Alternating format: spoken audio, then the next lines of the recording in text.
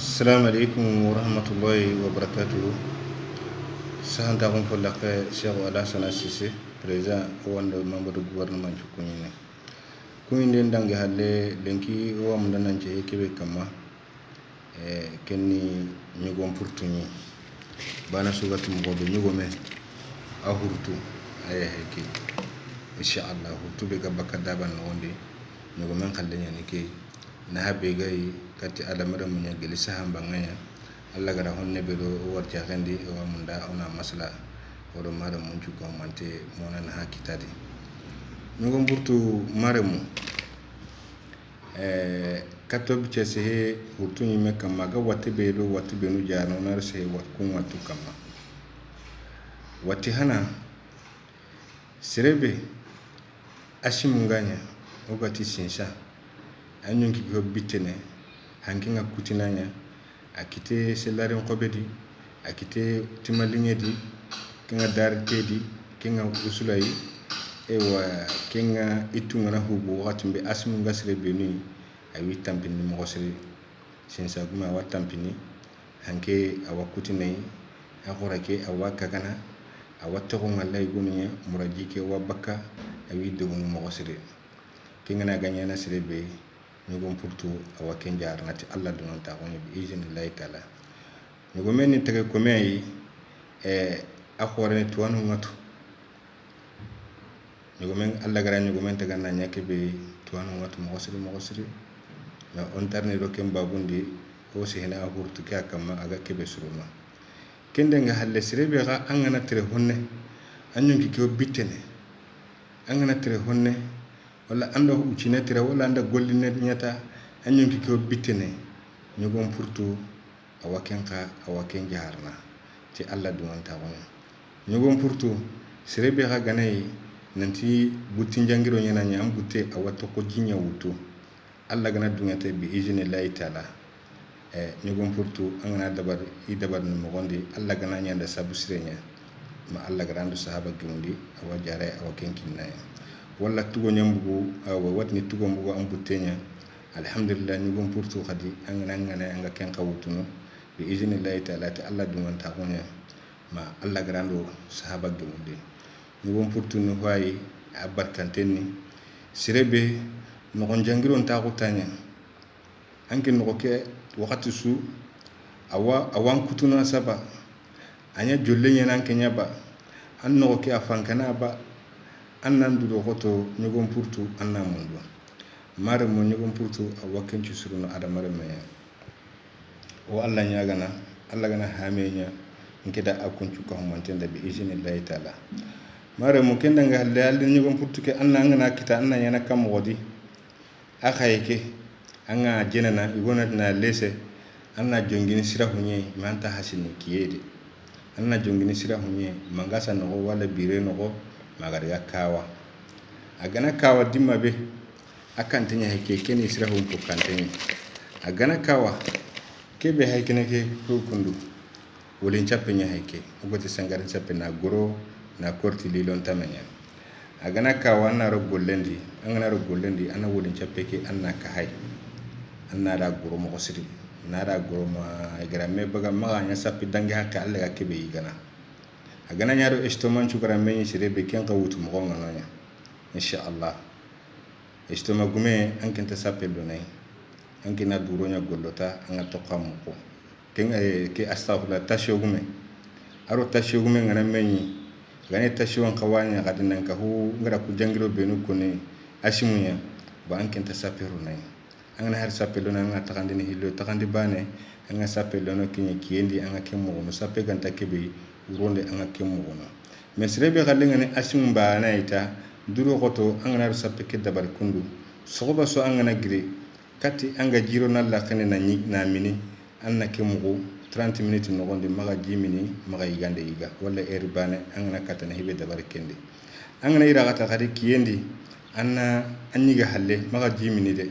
anna yigande anna ho tari khadi aga logo kafin kuir lembi ci neke hakata wuti taso anna ke mutu anna ke lalla khandi anna mugo angana mugo tanna jinne minaka ma anyime me maga minina no gompaga awuti halle mangara hari 30 minutes me kita kendi manya angana yugo hotana be kita Allah wayi gana wuronde khade katanga saka insha Allah yigen cu halle anga ken kuyerle min hakka khade anga mugono insha Allah maga jimini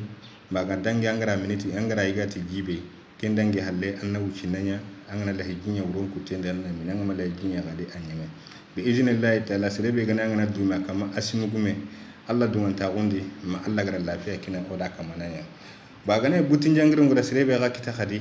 anna wutu ke wutu mo gadita anna mapinata insha Allah angana igani soronte be gadda bari angara to Allah wajuran jugu nay bo angara ku yere hakke be kan jangan kawana amu anga ken jugu ken yigande angara igana anya sombi angaruna yo angara to Allah wada igana angaruna anya huto yo angara to Allah wada igana angaruna anya maro yo angara to Allah wada igana angaruna agane suro nyimme agane khadi anna jurallo suru logo manya angarno mo honya anga igana Allah dumanta on bi iznillahi ta'ala iga husu anga Allah gada igana ngada igana uba ngada mo Allah dumanta on insha Allah ma Allah gara lafiya kinanya agane butin jangiro nga sirebe wala sirebe ha ngati angana golina nya nga tampini angara wucina tirata anga tampini amanyo ke bitte kenka Allah to ka amugono angana mugota anga jimina kama wuro tabane sogoba tabane ila ta halle tabane akhawuti ni kemuti mugadi me angana yage anga kita insha Allah Allah wa yage angana litri kita anna kudu aka hillo anar yage kede nara nyagambi meti wurosu angana saka anna kudu ni hilliga ille ngana kare anna kudu ni hilliga angana iragata anna kudu ni hilliga me angana yige awuti tasu kona na duro goto tanji community anna ken kita nani amma igande tanayiga amma jitana mini Allah dumanta goni bi iznillahi ta'ala ma Allah gara lafiya kini akamana serebe hangana kati kita anga kati tawndini anya tamsa kati anya kati juranya anga tawndini angana tawndi angana yankandita bakay ben kamma anda muro anna attenje anniti jura kirari nara nyagambi medi anga minni alhamdulillah rabbil alamin kenka ti butem banganyo ti nugulunga tembanganyo ti jollem banganyo Allah dungendi anda so hatini me Allah gana nyanda sababu sire ngom furtu amagan kuto aranta koni na nyeme wo Allah nyagana kon khallu ado nyangollo Allah gana sahaba gumondi ba ken ngom furtu bana ke khadi angana munanaru itte ngolli dome uga kebetu sirahate arange nyime angara sirahate kirange nyime angara ke bugandi akayeke anga dore ke bakaita anna goro na jagafu na hasi sirahunya anna ka hasi na sirahunya agana kawa anga gollo harna korti tamamullenya kinga nyine nyogom purtuke anda ka goro ti tamamullenya angi kapame anga ni kahmame kenka anga sapine kapay nara goro sokobasu anga mugono kwere hakabana irakata kwere hakabana wuro kwere hakabana Allah garno katindi Allah warno katindi anga minni Allah garno yagendi khadi anga kapay yagi anga igana Allah dumanta on bi iznillahi ta'ala anga dume ken kamma masha Allah ma Allah garno sahaba hagimundi bi iznillahi ta'ala aywa skem pay sah aro sah hatanya kapmi insha Allah sah hatake darenya hayke serahate ke daren gunna manya heke insha Allah Allah gana fami kira ka su ko mantenda ya o bakata na kebe kona ada nyogo men purtun kama kenni ke ay sahan ta kon kolla ke en kenni ko me ko ha mo ada mare mesu gadi amma timme ko men matimme Allah timme ndiga Allah da ko me be gana da bare Allah gana nyanda sababu sire an Allah ti gana barka sagondi sahangire Allah yi Allah ngana da bare kada an ma sababu sire kitari nge to Allah wa ko hetide Allah ma nyanda sababu sire wa Allah nyagana Allah gana sababu sire nyin kita kundo silamin ci ko mantenda